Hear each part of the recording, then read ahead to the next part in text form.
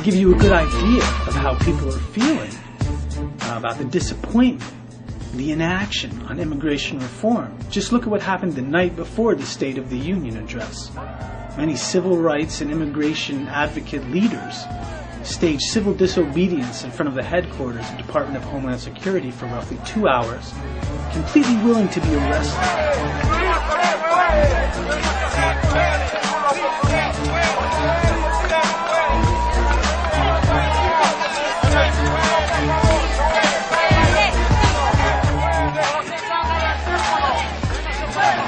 There's a lot of unrest right now.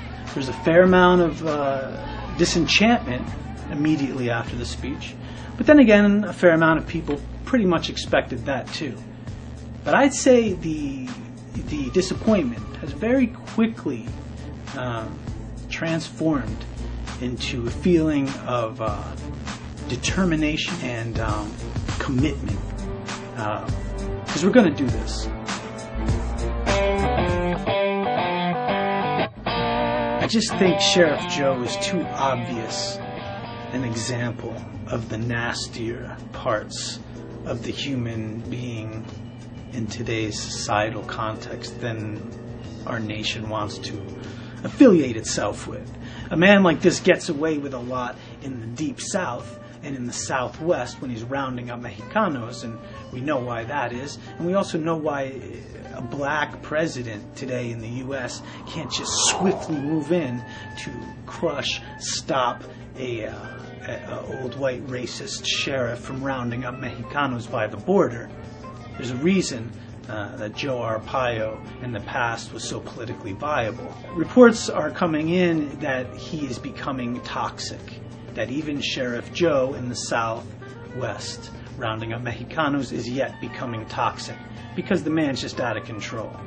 It's not just Mexicanos anymore. He will unleash the full force of his law power on other lawmakers quite capriciously, and it's coming to light without merit. So this guy's abusing all kinds of laws, and I think he's out of control. I think the man can't help himself, and he's basically out of control.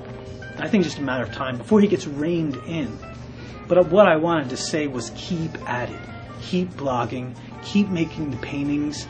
Keep making the art. Keep making the poems. Keep making the calls. Keep sending the letters. Don't lose spirit there, because I'm positive that we're going to get this out of there. But we have to keep telling the story. We have to keep reminding everyone why this has to happen, and that's up to us.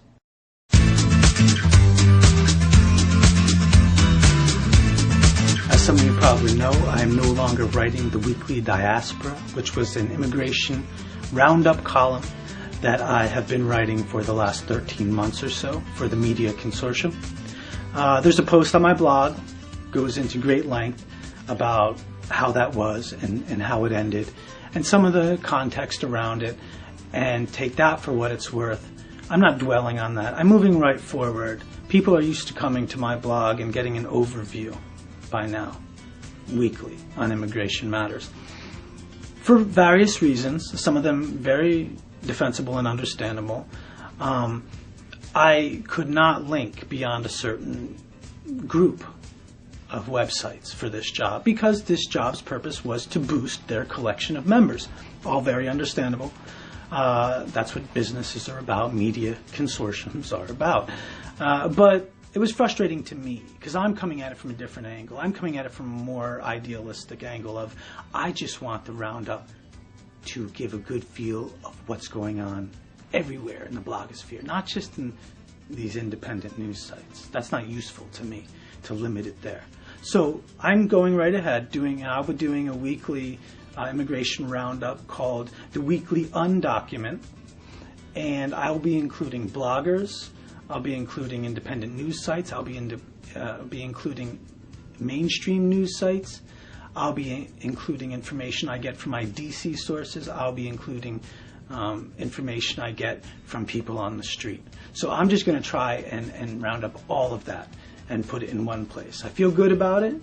My first posting of the Weekly Undocument seemed pretty successful. Got double the retweets I ever got at most on the diaspora, and seem to be received well. So I'm going to keep up with that. Obviously, it doesn't pay what the last one did.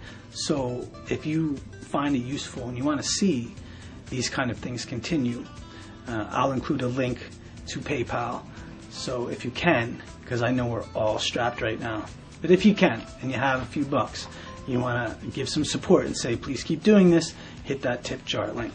I'm still going to try to do it anyway because, I'm doing it for different reasons than money. And one last thing. Howard Zinn, salud, bro. You were the real deal. Bringing truth to the people, getting out in the street whenever possible and out in the mix when you could, reminding us the danger of hidden histories and bringing us a much clearer, broader picture. You have influenced countless people. And I know just my two oldest children have received your books from me at one time or another. I think your books should be part of every school's curriculum. But you have changed my life. You have helped me. I want to say you'll be missed, but you've left us a wealth of positive energy, belief, and truth. And it's not going anywhere. Your work and influence will resonate and ring out for forever, I think, for as long as people are on this planet, even if they don't know it. Just like every musician is influenced by the Beatles, Bob Dylan, in some way, even if they don't know it. Or, well, we can't say every musician, of course, but or can it? It is Dylan, after all. We recognize Howard Zinn. We salute him as he moves on to the next plane, and we carry on the good work of which he was always sure to be a part of. Thanks for joining me here at News with Nezua. I will see you next week for the last episode before I split to Mexico for a little while. I'll see you then. Thanks for joining me.